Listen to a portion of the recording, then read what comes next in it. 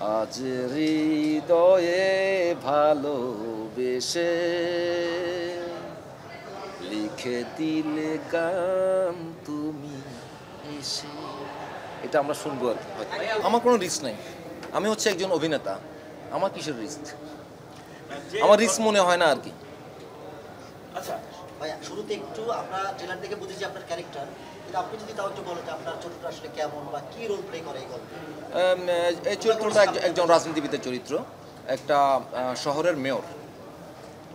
সেই মেয়র আসলে কেমন, কতটা ভালো কতটা খারাপ বা কতটা এক্সপ্রেস করে? মানুষ তো আসলে ভালো মন্দ মিলিয়ে মানুষ।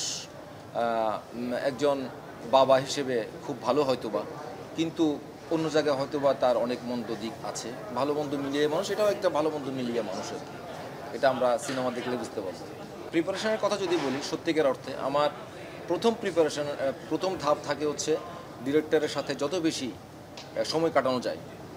অর্থাৎ যে এখানে যে ক্যারেক্টারটা, এই ক্যারেক্টারের নাম হচ্ছে ডাবলুকে আমি কখনো চিনি না, যেরকম অন্যান্য ক্যারেক্টারকে আমি চিনি না। এটা আমি ডিরেক্টরের মাধ্যমে চিনি। তো ডিরেক্টরের সাথে আমি যত বেশি সময় কাটাতে পারবো, ডিরেক্টর তত বেশি ওই ক্যারেক্টার আমার ভেতরে মানে দেওয়ার চেষ্টা করতে পারেন, সুযোগ পাবেন, আমিও সুযোগ পাবো ওই চরিত্র সম্পর্কে আরও বেশি জানার জন্য।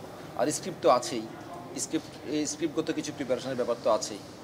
তো আমরা এই ছবিটি করার আগে May, June, July, August, September, October, আমি প্রায় 6 মাসের মতো সময় পেয়েছি। আর ডিরেক্টরের মাথায় আরও আগে থেকে ছিল। হ্যাঁ, দর্শক হয়তো মনে রাখতে পারে আর কি কিছুটা।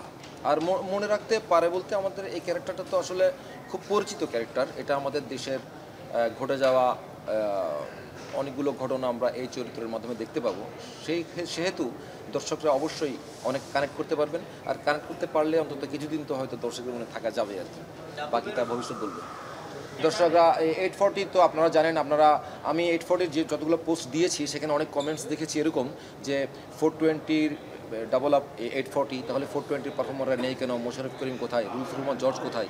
এগুলো দেখে আমার এত ভালো লেগেছে আপনারা বিশ্বাস করতে পারবেন না। অর্থাৎ আমার মনে হয়েছে 420-র সাথে দর্শকের একটা আত্মার সম্পর্ক আছে, সেই চরিত্রগুলো তারা এখানে দেখতে চেয়েছে। এমন নয় যে আমাকে অপছন্দ করে, আমাকে ঘৃণা করে ওনাদের কথা বলছে। এই জিনিসটা আমার খুব ভালো লেগেছে। তো 420-র দর্শকরা অবশ্যই 840 দেখবেন। এবং আমি যতটুকু টের পাচ্ছি যে দর্শক বেশ উদ্গ্রীব হয়ে আছে এই কন্টেন্টটা দেখার জন্য।